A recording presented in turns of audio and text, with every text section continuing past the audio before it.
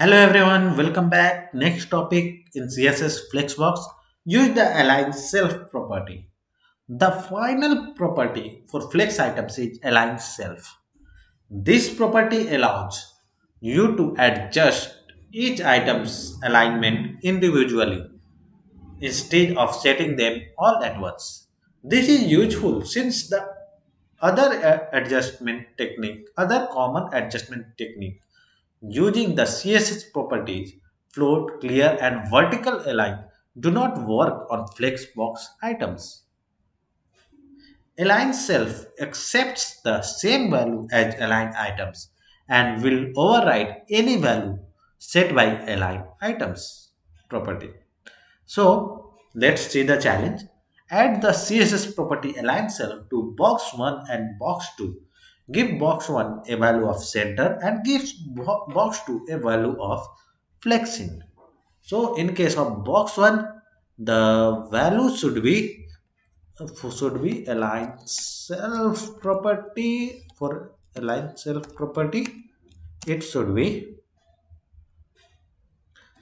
center.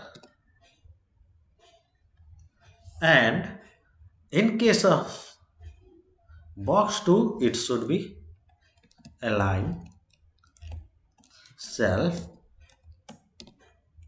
to flex in, and it creates a form of step in case of the two flex box item.